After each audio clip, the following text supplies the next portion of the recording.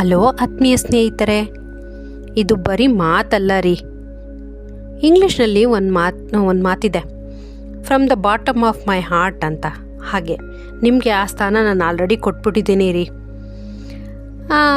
ಇವತ್ತು ನಿಮಗೆ ಒಂದು ಸಂಗತಿನ ಹೇಳೋಕ್ಕಂತ ಬಂದಿದ್ದೀನಿ, ಹಂಚ್ಕೋಬೇಕಂತ ಬಂದಿದ್ದೀನಿ. ಏನಂದರೆ ನನ್ನದೊಂದು ಸೀಕ್ರೆಟ್ ವಿಷಯ ಆಯಿತು, ಅದನ್ನು ರಿವೀಲ್ ಮಾಡ್ತಾಯಿದ್ದೀನಿ ಇವತ್ತು.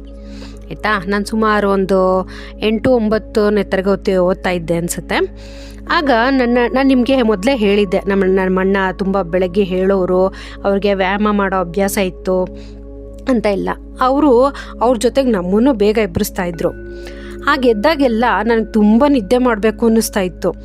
ಎಷ್ಟು ಬೆಳಗ್ಗೆ ಎದ್ದಾಗೆಲ್ಲನೂ ಅಯ್ಯೋ ಇನ್ನೊಂದು ಸ್ವಲ್ಪ ಹೊತ್ತು ಮಲ್ಕೋಬಾರ್ದಿತ್ತಪ್ಪ ಅನ್ನಿಸ್ತಾ ಇತ್ತು. ಆಗ ಏನು ಮಾಡೋದು ಅಂತ ಹೀಗೆ ಒಂದು ಪ್ಲ್ಯಾನ್ ಮಾಡ್ಕೊಂಡಿದ್ದೆ. ಏನಂದರೆ ನಾವು ಮಂಚ ಹಾಕಿದ್ವಲ್ಲ, ಆ ಮಂಚದ ಪಕ್ಕದಲ್ಲಿ ಒಬ್ಬ ಮನುಷ್ಯ ಮಲಗುವಷ್ಟು ಜಾಗ ಇರ್ತಿತ್ತು.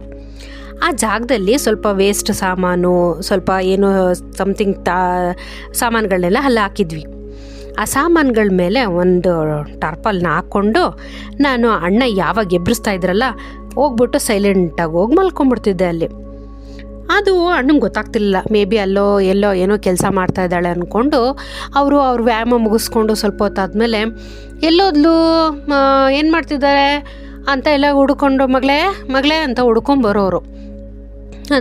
ಹುಡ್ಕೊಂಬಂದರೆ ಅವ್ರಿಗೆ ಸಿಗ್ತಿರ್ಲಿಲ್ಲ. ಏನೋ ಅಲ್ಲೆಲ್ಲೋ ಇರ್ಬೋದು ರಜಿ, ಎಲ್ಲಿರ್ಬೋದು ರಜಿ, ಏನು ಮಾಡ್ತಿದ್ದಾಳೆ ಅಂತ ಕೇಳೋರು.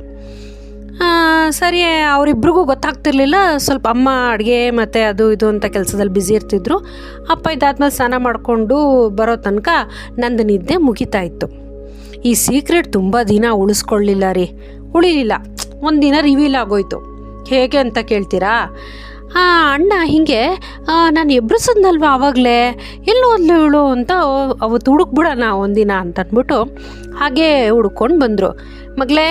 ಮಗಳೇ ಎಲ್ಲಿ ಮಲ್ಕೊಂಡಿದ್ಯಮ್ಮ, ಎಲ್ಲಿದೆಯಾ ಅಂತ ಸುಮಾರು ಜಾಗದಲ್ಲಿ ಹುಡುಕಿದ್ದಾರೆ. ಮಂಚದಡಿನೂ ಹುಡುಕಿದ್ದಾರೆ, ಆಮೇಲೆ ಸ್ವಲ್ಪ ಅವರಿಗೆ ಸಸ್ಪೆಕ್ಟ್ ಇರೋ ಜಾಗಗಳಲ್ಲೆಲ್ಲ ಹುಡುಕಿದ್ದಾರೆ.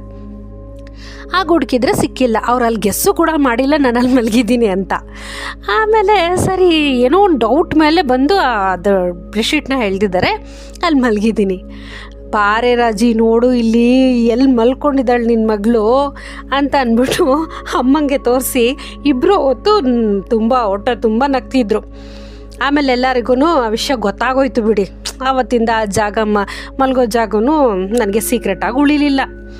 ಆಮೇಲೆ ಆ ಜಾಗಕ್ಕೂ ಎಲ್ಲಿ ಮಲ್ಕೊಳ್ಳೋದು ಎಬ್ರಿಸ್ದಾಗ ಅಂತ ಇನ್ನೂ ತಲೆಯಲ್ಲಿ ಓಡ್ತಾ ಇತ್ತು. ಜೀವನವನ್ನು ಜೀವಿಸೋದು ಅಂತ ಕೆಲವರು ಹೇಳ್ತಾರೆ, ದೊಡ್ಡವರು ಹೇಳಿದ್ದಾರೆ, ಕೇಳಿದ್ದೀನಿ. ಆ ಥರ ಜೀವಿಸಿದ್ದು ನನ್ನ ಅಣ್ಣ ರೀ. ಒಂದು ದಾರಿ ಹಾಕ್ಕೊಟ್ಟಿದ್ರು, ಹೇಗೆ ಬದುಕಬಹುದು ಮನುಷ್ಯ. ಅವನು ಇಲ್ದಾಗ್ಲೂ ಅವನ ಬಗ್ಗೆ ಮಾತಾಡ್ತಾರೆ ಅಂದರೆ ಅವನು ಹೇಗೆ ಬದುಕಿದ್ದ ಅಂತಲೂ ನಾವು ತಿಳ್ಕೊಬೋದಲ್ವಾ. ಕೆಲವು ವ್ಯಕ್ತಿಗಳು ಕಾಲವಾದ ಮೇಲೂ ಮನುಷ್ಯರ ಮನಸ್ಸುಗಳಲ್ಲಿ ಉಳಿತಾರೆ ಅಂತ ಕೇಳಿದ್ದೆ. ಆ ಸಾಲಿನಲ್ಲಿ ನನ್ನ ತಂದೆ ಕೂಡ ಒಬ್ಬರು.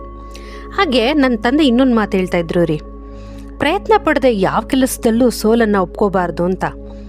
ಇಂಥ ತಂದೆನ ಇಂಥ ಒಂದು ಬ್ಯೂಟಿಫುಲ್ ಸೋಲ್ನ ಯಾವಾಗಲೂ ರೆಸ್ಪೆಕ್ಟ್ ಮಾಡ್ತೀನಿ, ಗೌರವ ಕೊಡ್ತೀನಿ. ಹಾಗೆ ಈ ಸಂಗತಿ ನಿಮ್ಗೆ ಇಷ್ಟ ಆಗಿದ್ದರೆ ದಯವಿಟ್ಟು ಲೈಕ್ ಮಾಡಿ, ಶೇರ್ ಮಾಡಿ, ಸಬ್ಸ್ಕ್ರೈಬ್ ಮಾಡಿ.